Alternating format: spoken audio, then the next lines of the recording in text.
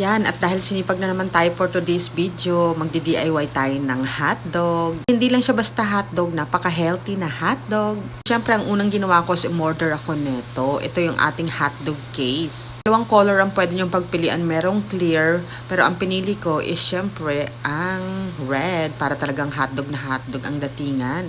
Pala sa shop na inorderan ko is ang pinakasulit. Medyo may kamahalan siya pero sobrang laki niya naman kaya matagal mong magagamit.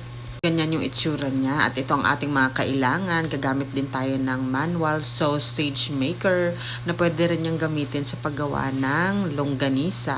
Yan, dahil healthy nga ang hotdog natin, gagamit tayo ng chicken breast, carrots, and malunggay. Siyempre, importante din gumamit tayo ng ating grinder para hindi na tayo mahirapang mag-chop-chop. Ayan, hiwain lang natin ng medyo maliliit ang ating chicken para hindi naman mahirapan ang ating grinder. And then, i-grind na natin agad yan para maging giniling na siya.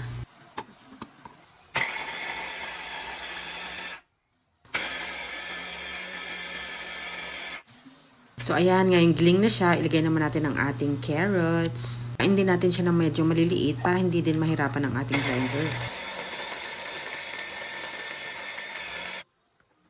Dahil walang taba ang ating chicken, mag-a-add tayo ng olive oil or kahit anong oil meron kayo. And then 2 eggs. And then, syempre sa pagtitimpla, bahala na kayo dyan. Basic na yung salt, pepper, and mag-add din ako ng magic sarap. Depende sa inyo kung ayaw nyo maglagay. Iba naglalagay ng sugar, pero ako hindi na ako naglagay kasi ayoko naman ng matamis. And then optional, naglagay din ako dyan ng Knorr seasoning para syempre mas mahalimuyak or mabango. Then nag-add din ako dyan ng cornstarch na konti lang and then inad ko na rin yung malunggay para isahang giling na lang.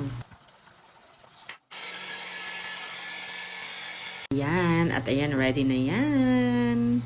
Ilalagay na natin siya sa ating manual sausage maker.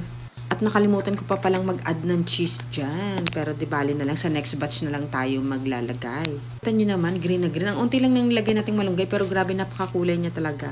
Ganyan lang siya kadali, ipupush lang natin yan. Pero ipasok muna natin ang ating hotdog case na kulay red. Kaya tingnan mo parang ang pula-pula ng lahat. Napakadali niya lang talaga, grabe. Tingnan mo naman ang haba agad ng nagawa natin. Tapos, syempre, ayan, nakabili rin ako ng pantali, yung ginagamit sa panglongganisa. Itali-tali lang natin yan ng isa-isa. Depende na sa haba na gusto nyo.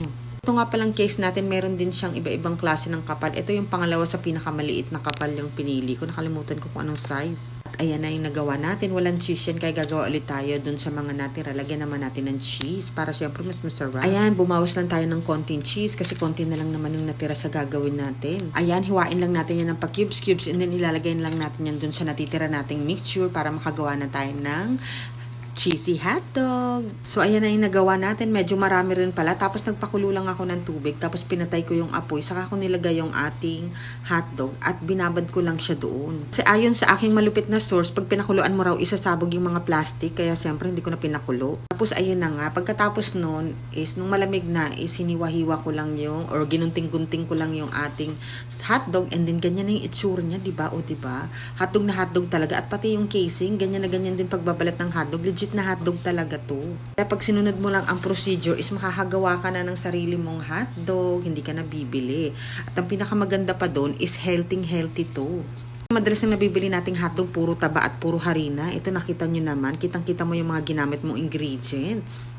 At grabe, hindi ako exaggerated. Sobrang sarap talaga niya. Kung kagaya kita na sobrang hilig sa gulay, siguradong magugustuhan mo rin to. Pero kung hindi ka man mahilig sa gulay, huwag mo na lang lagyan. Kaya gusto mo rin, alam mo na yan.